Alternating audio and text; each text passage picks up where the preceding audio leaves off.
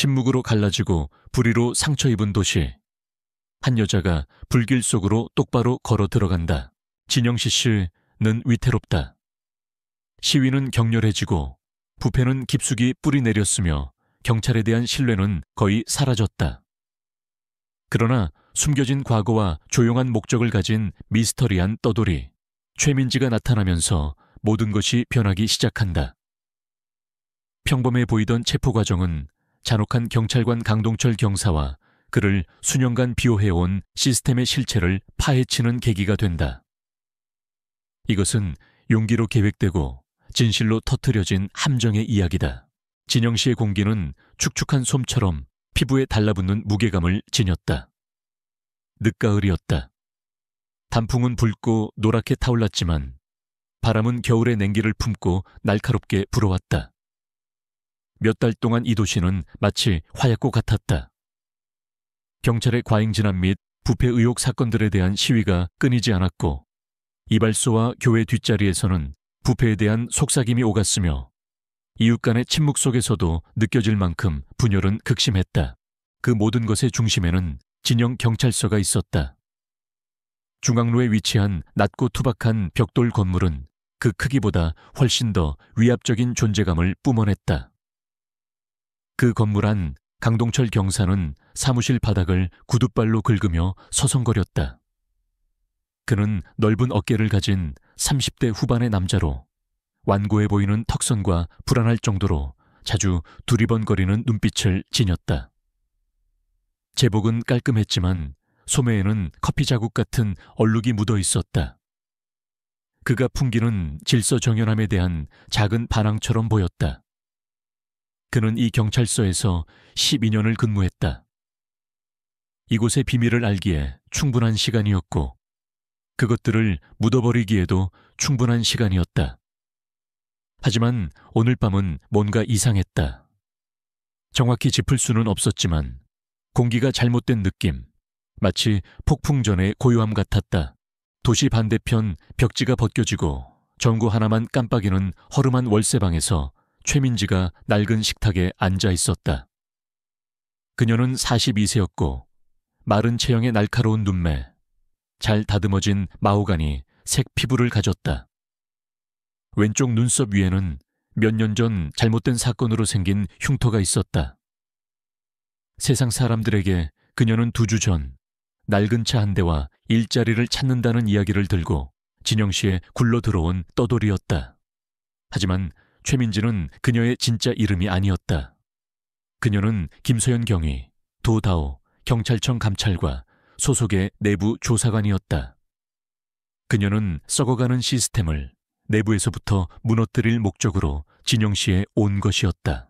김경희는 20년간 경찰 조직에 몸담았고 그중 15년은 썩은 사과들을 골라내는 일을 해왔다. 배지 뒤에 숨어 권력을 몽둥이처럼 휘두르는 경찰들 말이다. 그녀는 모든 것을 봤다. 조작된 보고서, 심어진 증거, 저항했다는 명목으로 자행된 구타. 하지만 진영은 달랐다. 이곳의 민원은 고립된 사건이 아니었다. 그것은 합창이었고 여러 세대에 걸쳐 울려 퍼지는 학대의 북소리였다.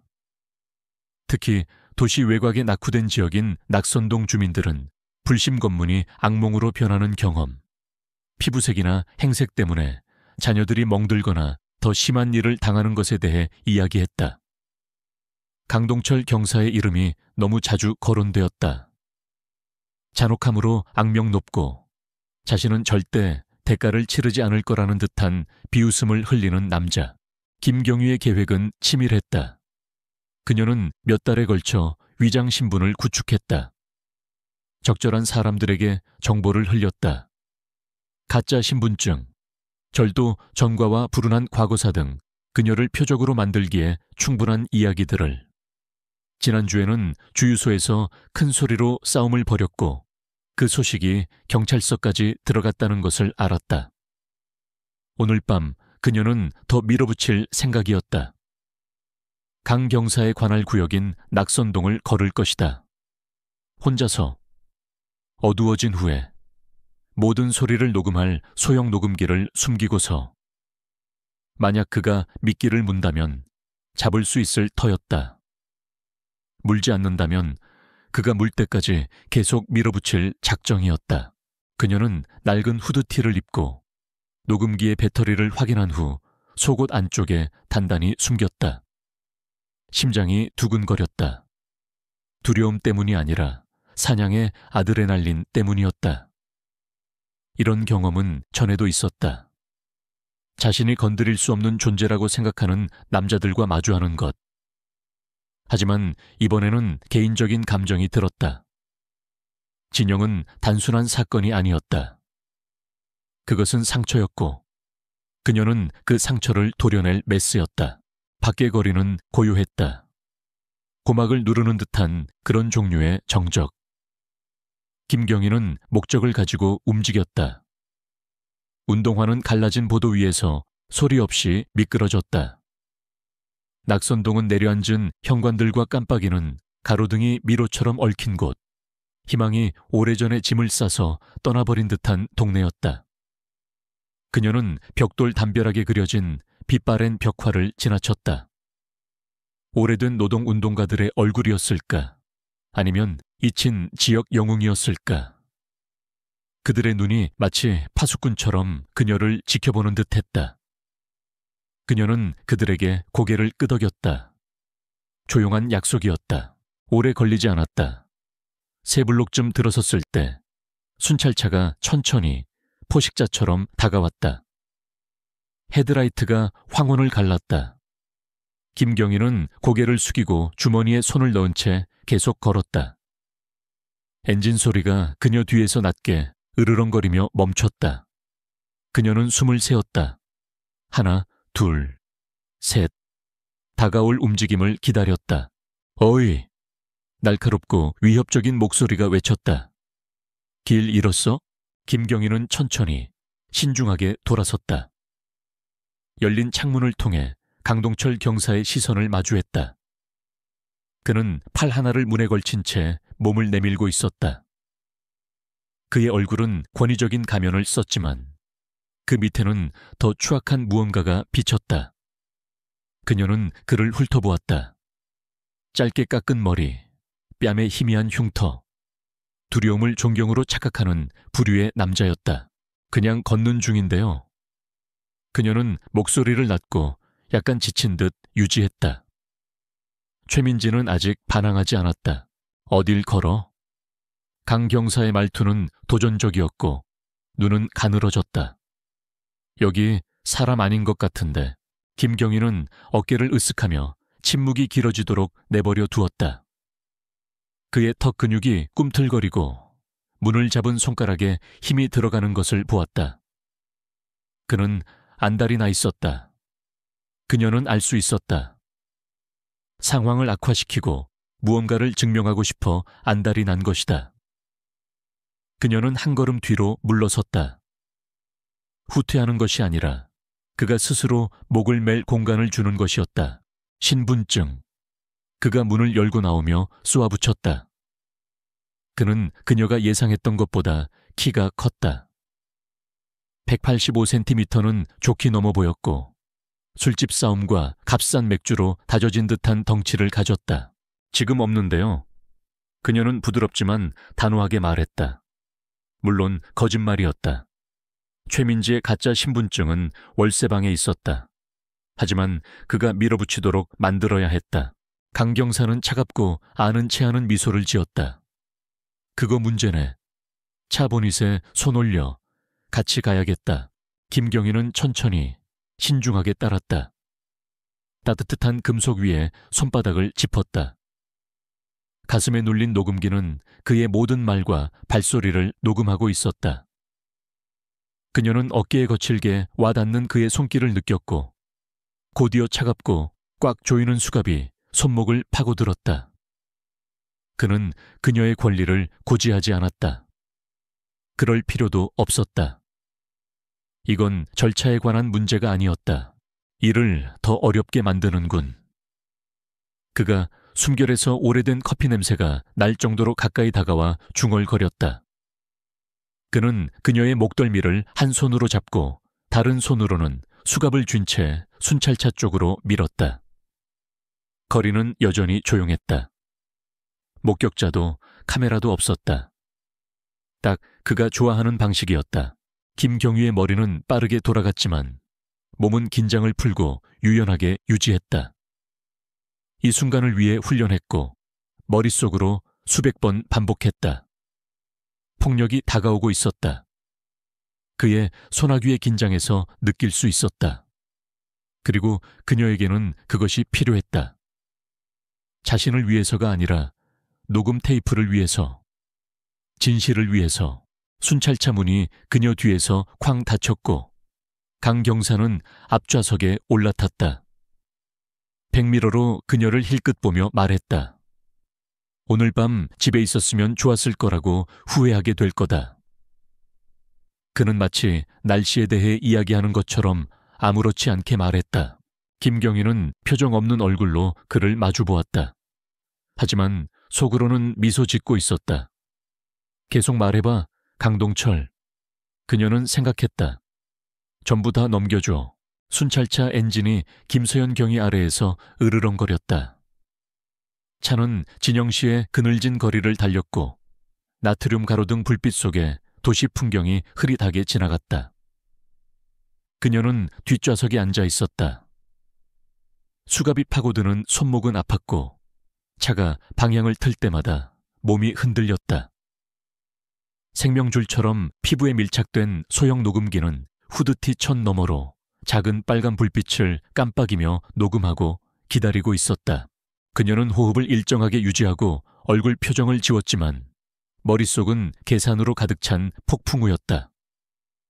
강동철 경사가 내뱉는 모든 말, 그가 하는 모든 행동은 그에 관에 박히는 또 하나의 못이었다. 그녀는 그 못들을 집에 가져갈 때까지 살아남기만 하면 되었다. 강 경사는 그녀를 경찰서로 바로 데려가지 않았다. 그녀도 그럴 줄 알았다. 아직은 아니었다. 그는 중앙로를 벗어나 시 외곽숲을 가로지르는 자갈길로 접어들었다. 타이어가 돌 위를 밟으며 삐걱거리는 소리가 정적을 긁었다. 김경희의 맥박이 빨라졌지만 애써 가라앉혔다. 바로 이 순간 그녀가 계획했던 순간이었다. 그녀는 그의 패턴을 연구했다. 심야의 우회, 흐지부지된 민원들, 구금 중에 넘어졌다는 아이들의 멍자국. 그는 최악의 방식으로 예측 가능했다. 우리 어디 가는 거예요, 경사님?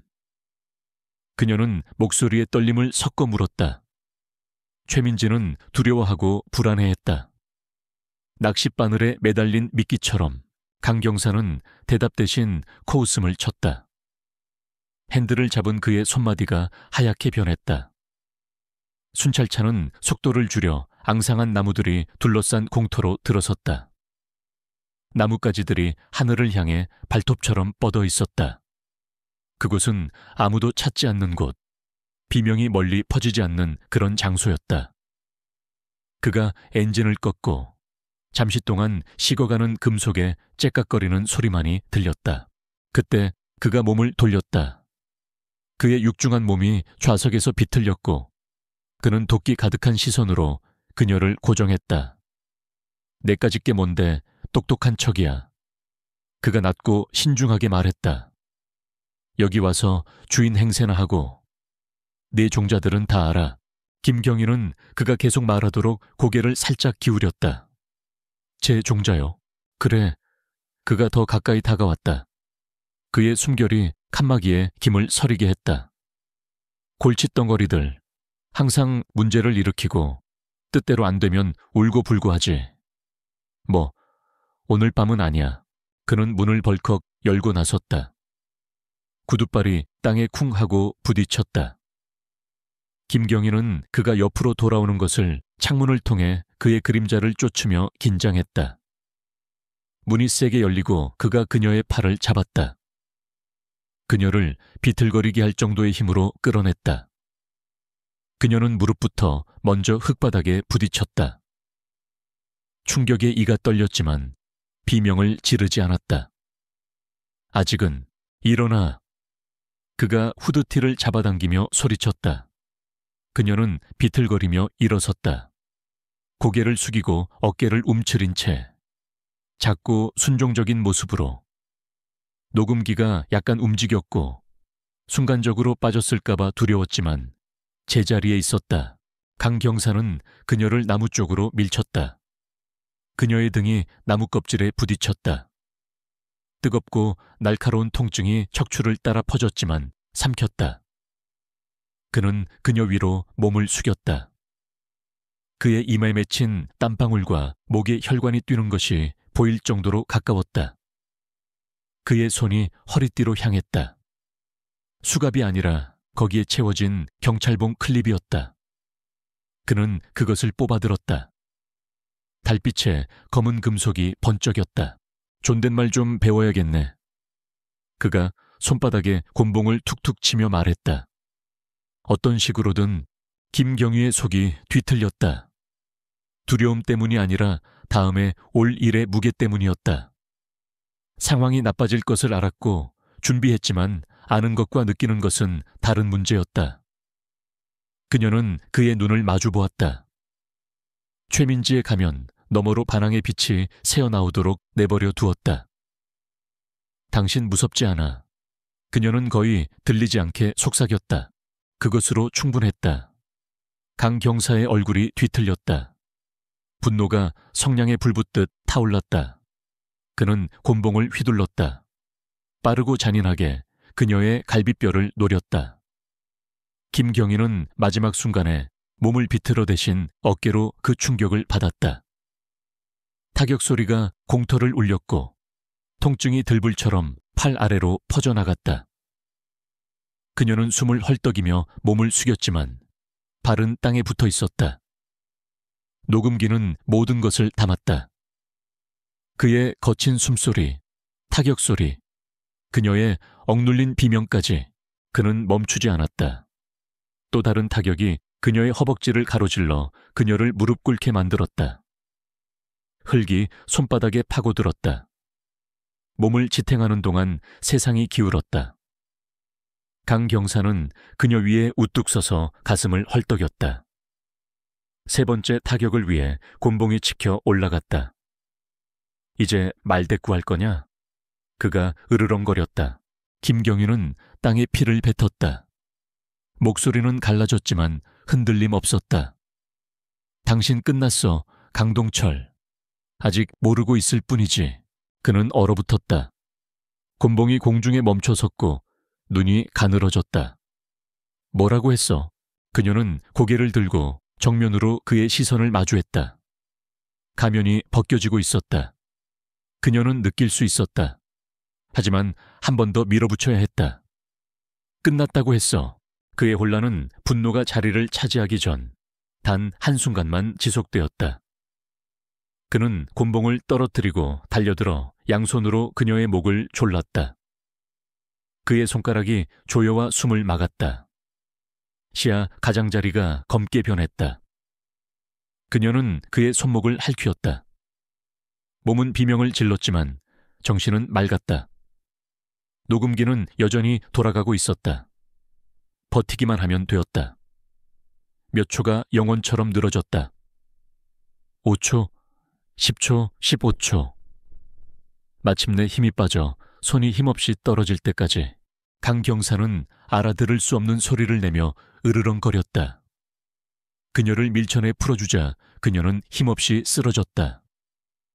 그녀는 거칠게 숨을 몰아쉬며 땅바닥에 세게 부딪혔다. 목구멍은 따갑고 타는 듯했다. 그는 그녀 위에 서서 헐떡이며 바지에 손을 닦았다. 마치 더러운 것을 만진 것처럼. 가만히 있어. 그가 중얼거리며 순찰차로 돌아섰다. 아직 안 끝났어. 김경희는 거기에 누워 가슴을 헐떡였다. 몸의 모든 부분이 비명을 질렀다.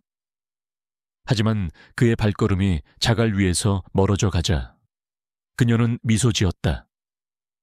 작지만 강렬한 미소. 그녀는 해냈다. 폭행, 협박, 증오에 찬 그의 목소리. 전부 녹음되었다. 이제 살아서 나가기만 하면 되었다. 강 경사는 그녀를 다시 순찰차로 끌고 가 뒷좌석에 쓰레기 자루처럼 던져 넣었다. 문이 쾅 닫히고 그는 저주를 내뱉으며 앞좌석에 올라타 엔진 시동을 걸었다. 다음은 경찰서다. 그는 그녀에게라기보다 혼잣말처럼 말했다. 시내 가서 얼마나 센지 한번 보자고. 김경희는 좌석에 몸을 기댔다. 머리는 흔들렸지만 머릿속은 빠르게 돌아갔다. 경찰서는 목격자, 동료 경찰들, 카메라를 의미했다. 판을 뒤집을 기회였다. 그녀는 매를 맞았고 대가를 치렀다. 이제 거둬들일 시간이었다. 돌아가는 길은 침묵 속이었다. 숨 막힐 듯한 긴장감이 감돌았다. 강 경사는 거울로 그녀를 계속 힐끗거렸다. 턱은 굳게 다물려 있었다. 무언가 변하고 있다는 것을 감지했지만 정확히 무엇인지 알지 못하는 듯했다. 김경희는 눈을 감고 힘을 아꼈다. 고통이 그녀를 움직이게 했다. 그녀는 이 함정을 벽돌 하나하나 쌓아 올렸고 그는 그대로 걸어 들어왔다. 폭로의 순간이 다가오고 있었다. 그녀는 그것을 느낄 수 있었다. 진영경찰서 주차장으로 순찰차가 들어서자 타이어 아래 자갈이 으스러졌다. 김경희는 갈비뼈의 통증에 얼굴을 찡그리며 몸을 바로 세웠다. 강 경사는 엔진을 끄고 내려서 다른 경찰관에게 이 여자 처리해라고 소리쳤다. 젊은 경찰관 박민준 순경. 그녀는 서류에서 그를 알아봤다. 이 다가왔다. 그녀의 상태를 보고 얼굴이 하얗게 질렸다. 세상에, 경사님, 무슨 일입니까? 박순경이 망설이며 물었다. 저항했어. 강 경사가 쏘아붙이며 김경희의 팔을 잡아챘다. 당장 입건해. 박순경은 클립보드를 더듬거리며 그녀에게 동정 반, 두려움 반의 시선을 보냈다. 김경희는 비틀거리며 앞으로 나아갔다. 다리는 떨렸지만 결의는 굳건했다. 그녀는 박순경의 눈을 마주치고 입 모양으로 한 단어를 만들었다. 도와줘요. 도박이었지만 그녀는 그의 파일을 읽었다. 깨끗한 기록, 신참, 아직 망가지지 않은 젊은이. 박순경은 깜짝 놀라 눈을 깜빡였다. 그리고 거의 알아차릴 수 없게 고개를 끄덕였다. 강 경사는 그녀를 경찰서 문 쪽으로 밀어붙이느라 바빠 눈치채지 못했다. 안으로 들어서자 형광등 불빛이 머리 위에서 윙윙거리며 사무실에 거친 그림자를 드리웠다. 김경희의 머리는 욱신거렸고 걸을 때마다 어깨가 비명을 질렀다.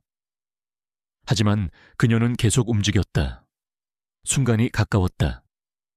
파도가 밀려와 부서지기 직전처럼 그 기운을 느낄 수 있었다. 그리고 강 경사가 그녀를 유치장 쪽으로 밀어붙일 때 그녀는 움직였다. 진영경찰서는 오래된 커피와 소독약 냄새가 났다. 썩은 냄새가 배어있는 장소 위에 얇게 덧씌워진 질서의 겉모습이었다. 김서연 경위는 강동철 경사가 그녀를 사무실 안으로 밀칠 때 비틀거렸다. 운동화가 리놀륨 바닥에서 끽끽거렸다. 어깨, 갈비뼈, 목에서 통증이 퍼져나갔다. 모든 멍 자국은 그녀가 견뎌낸 것의 증거였다. 하지만 그녀는 부서지지 않았다. 아직 멀었다. 소형 녹음기는 여전히 가슴에 밀착되어 조용한 약속처럼 무게감을 더했다. 그녀는 매를 맞았고 역할을 연기했다. 이제 판을 뒤집을 시간이었다. 강 경사의 소나기가 그녀의 팔을 더 세게 움켜쥐었다. 곤봉이 떨어졌던 연약한 부위를 손가락이 파고들었다. 움직여. 그가 으르렁거리며 뒤쪽 유치장 쪽으로 그녀를 몰았다. 몇몇 경찰관들이 책상에서 고개를 들었다. 몇몇은 호기심 어린 눈으로, 몇몇은 무관심하게. 하지만 아무도 개입하려 하지 않았다. 그것이 진영의 방식이었다. 아무것도 보지 않고 아무 말도 하지 않는 것. 박민준 순경은 접수대 근처에서 서성거렸다. 손에 쥔 클립보드가 약간 떨렸고 눈은 김경희와 강 경사 사이를 오갔다. 그녀는 그에게 씨앗을 심었다. 도와줘요. 그리고 이제 그 씨앗이 싹트기를 바랐다. 박민준, 이리 와. 강 경사가 소리쳤다. 그의 목소리가 방의 웅궁거림을 갈랐다.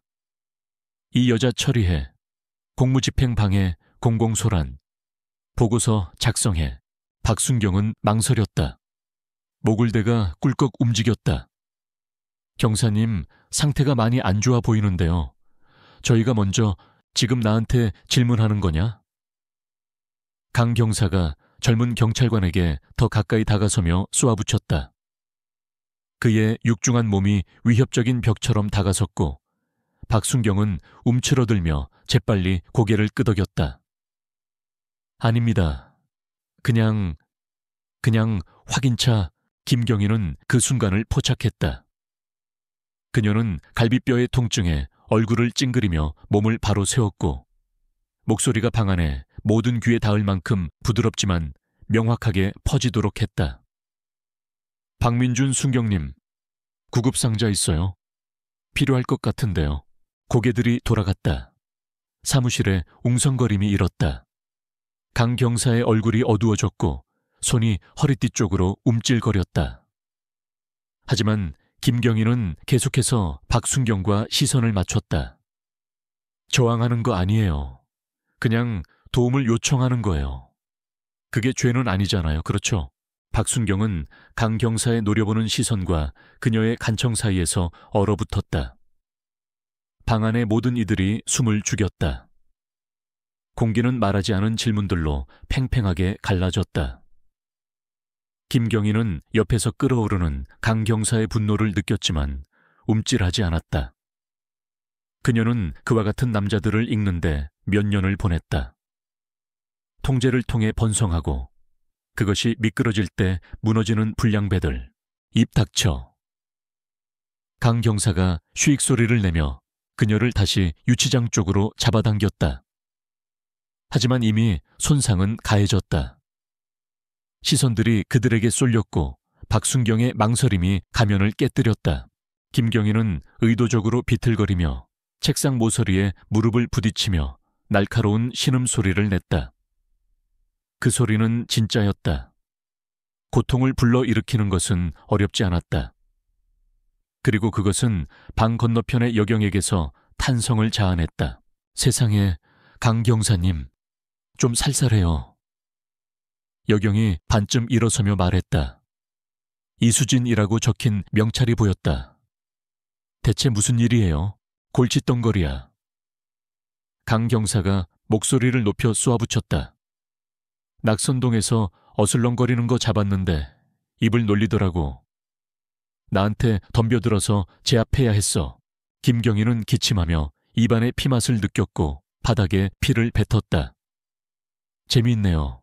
그녀는 방 전체에 들릴 만큼 큰 소리로 거칠게 말했다.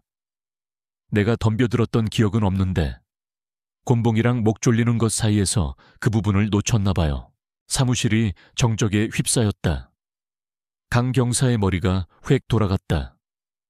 눈은 불타올랐지만 김경희는 그의 시선을 받아내며 최민지를 사라지게 했다.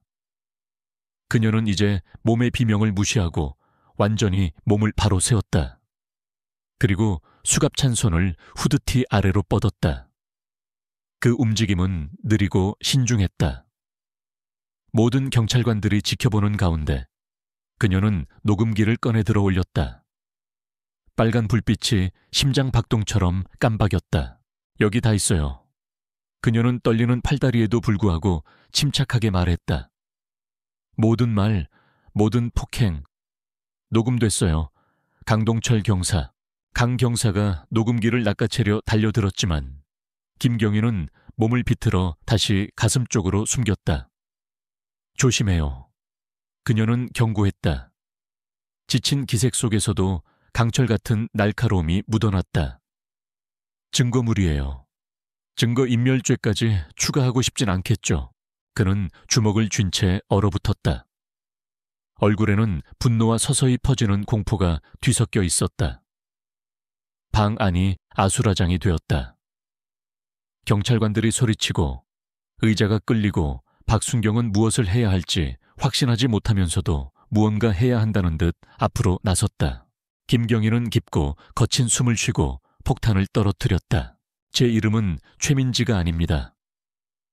그녀는 혼란 속에서 목소리를 높였다. 김서연 경위입니다. 도경찰청 감찰과 소속이죠. 그리고 당신 강동철 경사 체포합니다. 그 말은 천둥처럼 내리쳤다. 강 경사는 비틀거리며 뒤로 물러섰다. 입만 벙긋거릴 뿐 소리가 나오지 않았다. 사무실은 경악과 저주의 폭풍 속으로 빠져들었다. 박순경의 클립보드가 바닥에 떨어졌다. 이수진 경장은 충격과 냉정한 결의가 뒤섞인 얼굴로 수갑을 꺼내 들었다. 거짓말 마. 강 경사가 뱉어냈지만 목소리가 갈라져 그를 배신했다. 개소리 집어치워. 그래요? 김경희가 끼어들었다. 그녀를 꿰뚫는 고통에도 불구하고 앞으로 나섰다. 그녀는 다시 녹음기를 들어 올렸다. 그 불빛은 등대 같았다. 여기 2주 동안 당신을 지켜보고 듣고 있었어요. 당신 파일은 전화번호부보다 두꺼워요. 민원, 은폐, 뼈 부러진 아이들. 내가 밧줄을 줬고 당신은 스스로 목을 맸어요. 강 경사. 이 경장이 먼저 움직여 강 경사의 팔을 잡았다. 손 뒤로 하세요, 경사님. 지금 뭐야? 그가 미친 듯이 눈을 부릅뜨고 몸을 비틀었지만 박순경도 그의 길을 막고 있었다. 더 힘들게 만들지 마세요. 박순경의 목소리는 떨렸지만 단호했다. 강 경사의 어깨가 축 늘어졌다.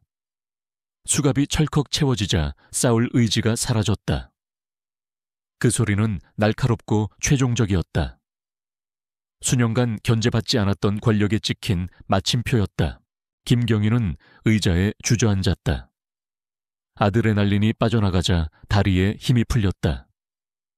이 경장이 그녀 옆에 무릎을 꿇고 입술의 상처에 거즈 뭉치를 눌렀다.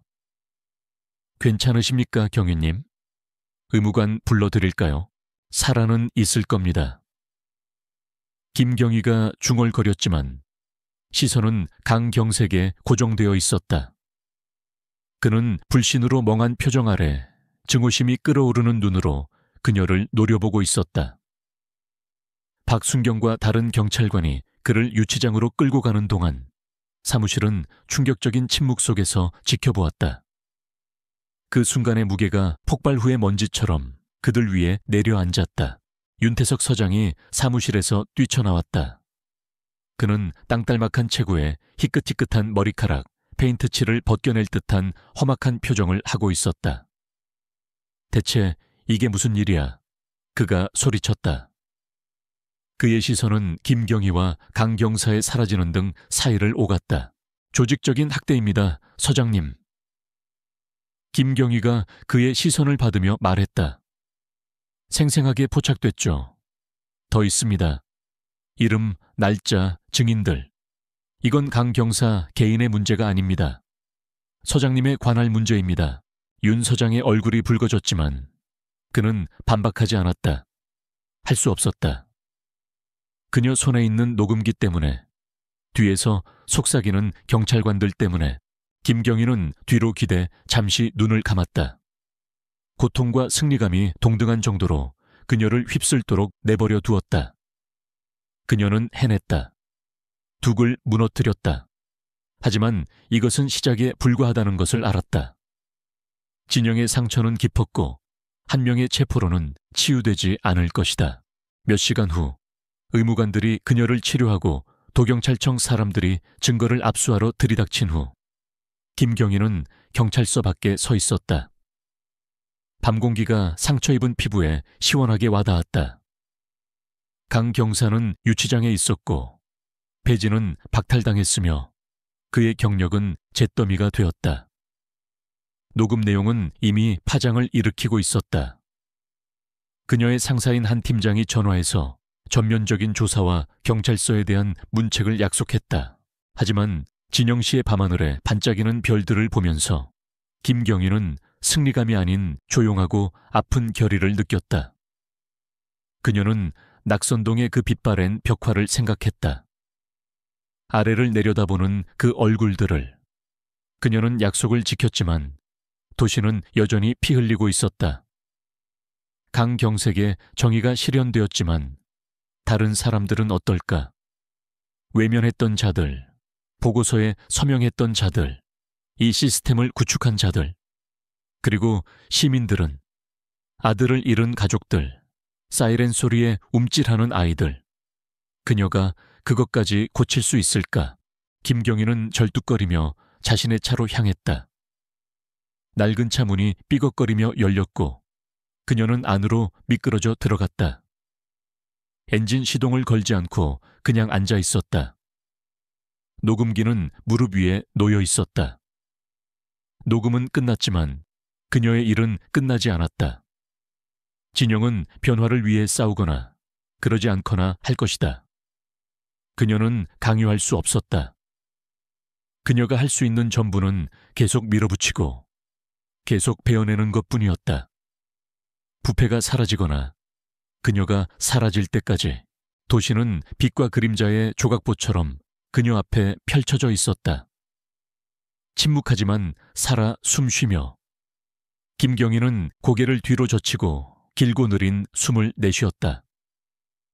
내일 그녀는 다음 행보를 결정할 것이다. 오늘 밤은 별들이 그녀가 치유되는 것을 지켜보도록 내버려 둘 것이다. 진영시 위로 해가 떠올라 하늘을 분홍색과 황금색 줄무늬로 물들였다. 하지만 그 아래 도시는 숨을 참는 듯 무겁게 느껴졌다. 김서연 경위는 시 외곽 옥수수밭 가장자리에 주차된 낡은 차 보닛에 앉아 있었다. 아침 공기는 상쾌했고 손목의 붕대를 잡아당겼다. 멍든 갈비뼈는 숨을 들이쉴 때마다 아팠다.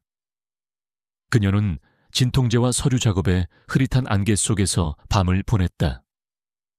도경찰청과 상황을 보고하고 강동철 경사의 세상을 잿더미로 만든 녹음기를 넘겨주었다. 이제 고요함 속에서 그녀는 마침내 생각할 수 있었다. 자신이 한 일에 대해 진정으로 생각할 수 있었다. 옆에 놓인 보닛 위에서 휴대폰이 울렸다. 상사인 한 팀장에게서 온 문자였다. 강동철이 불고 있다. 이름들 대고 있어. 파일 찾는 중. 이번 주 안에 10대 명은 더 나올 듯. 잘했다. 김경희. 그녀는 글자들을 응시했다. 화면의 불빛이 지친 눈에 반사되었다. 하지만 기대했던 자부심은 오지 않았다. 대신 공허한 아픔, 떨쳐버릴 수 없는 질문이 있었다. 이것으로 충분한가? 그녀는 싸움을 예상하고 진영해 왔지만 이런 것은 아니었다. 한 남자를 넘어서 뻗어있는 이 광활하고 지저분한 상처. 강 경사는 유치장에 있었고 배지는 압수되었으며 그의 거만한 확신은 산산조각 났다. 녹음은 제 역할을 했다. 32분의 오디오, 모든 거친 숨소리와 저주는 그에 관해 박힌 못이었다. 폭행, 과잉 진압, 인권 침해, 혐의는 쌓여가고 있었고 도경찰청은 독수리처럼 맴돌고 있었다. 하지만 그 밤을 마음속으로 되짚어볼 때 어깨에 부딪히던 곤봉, 숨을 빼앗던 목 조르기, 그녀는 자신이 싸운 상대가 강 경사만이 아니라는 것을 알았다. 그를 둘러싼 침묵, 그가 번성하도록 내버려둔 시스템과 싸우고 있었다. 김경희는 보닛에서 미끄러져 내렸다. 구두발이 흙에 닿자 얼굴을 찡그렸다. 움직여야 했다. 발밑의 땅을 느껴야 했다. 그래서 밭 가장자리를 따라 걷기 시작했다. 옥수수 줄기들이 산들바람에 속삭였다. 그녀의 생각은 낙선동으로 흘러갔다. 잠복 근무했던 2주 동안 지나쳤던 얼굴들, 현관을 쓸던 노인, 그녀를 아는 듯 고개를 끄덕였던, 배낭을 맨 10대 소녀, 순찰차가 지나갈 때 움찔했던, 그들은 녹음 테이프에는 없었지만 이 이야기 속에 있었다. 그녀가 도착하기 훨씬 전부터 아파했던 도시의 유령들이었다. 경찰서에서는 후폭풍이 펼쳐지고 있었다.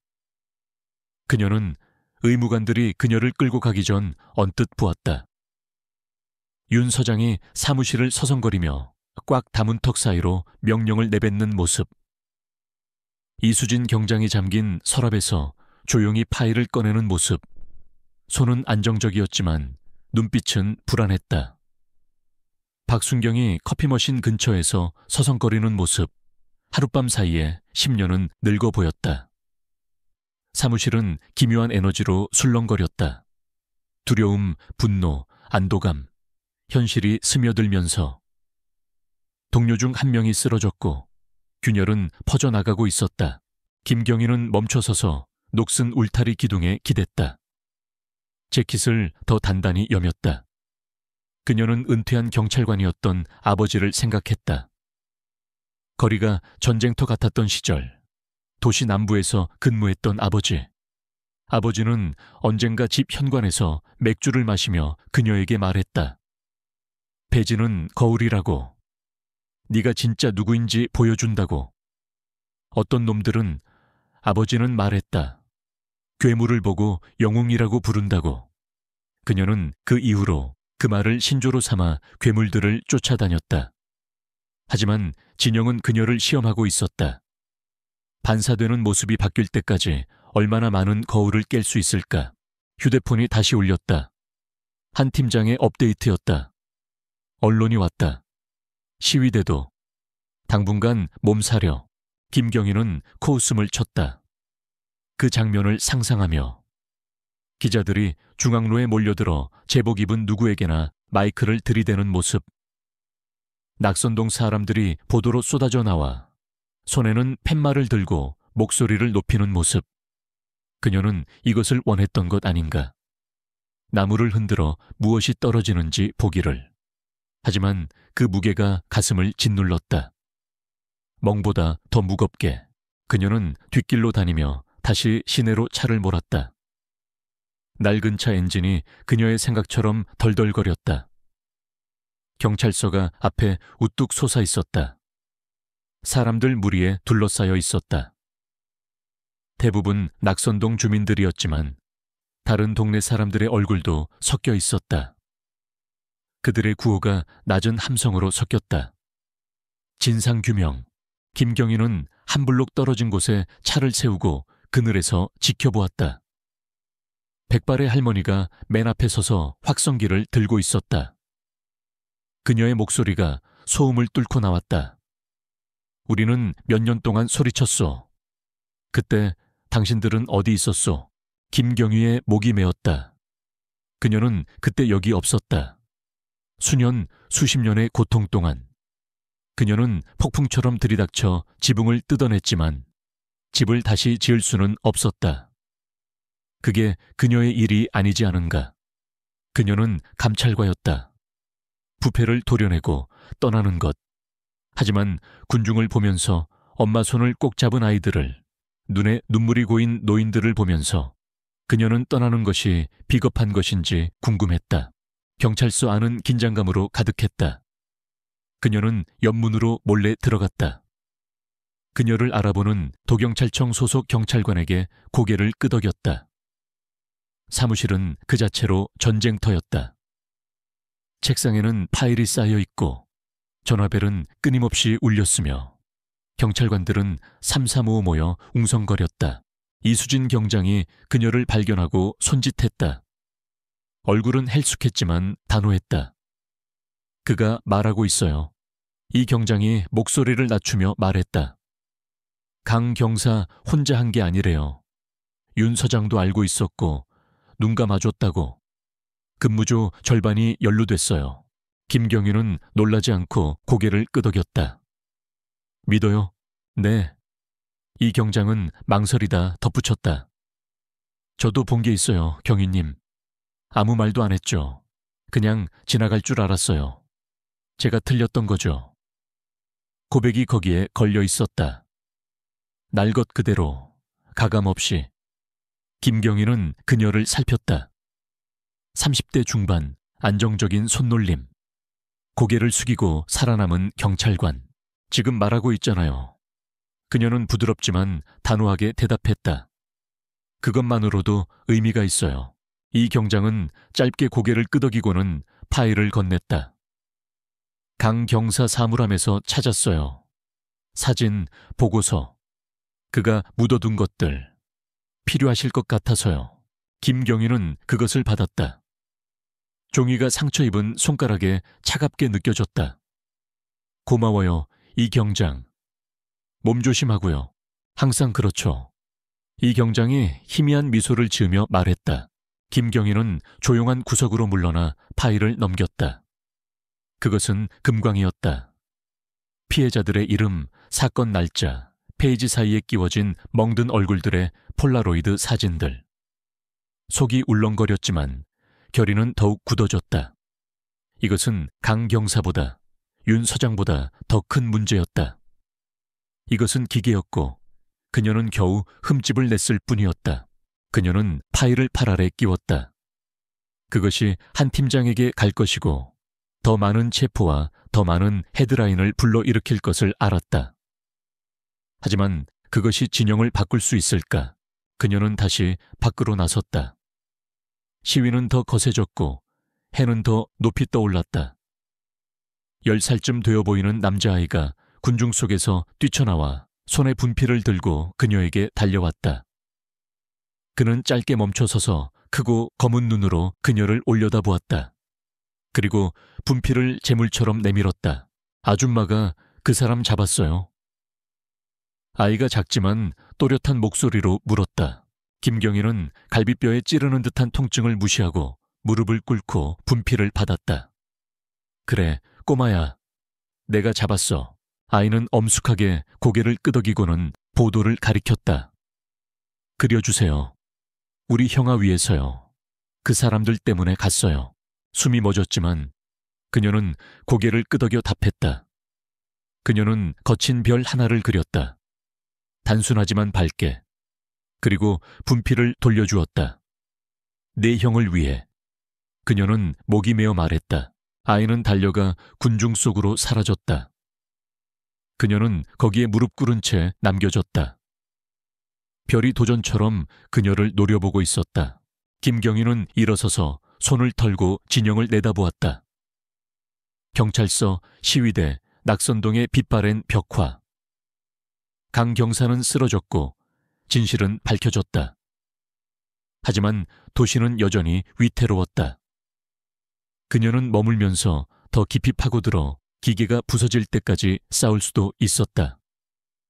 아니면 떠나서 진영이 스스로의 영혼과 씨름하도록 내버려 둘 수도 있었다. 선택은 광활하고 확고하게 다가왔고 그녀에게는 답이 없었다. 아직은 그녀는 채 올라탔다. 파일은 옆자리에 놓여 있고 별은 마음속에 새겨져 있었다. 엔진이 푸념하며 살아났고 그녀는 차를 몰았다. 길은 그녀 뒤로 물음표처럼 뻗어 있었다. 진영 씨는 고동쳤다. 분노하고 희망하고 살아 숨쉬며. 앞에는 지평선이 넓게 펼쳐져 그녀의 결정을 기다리고 있었다.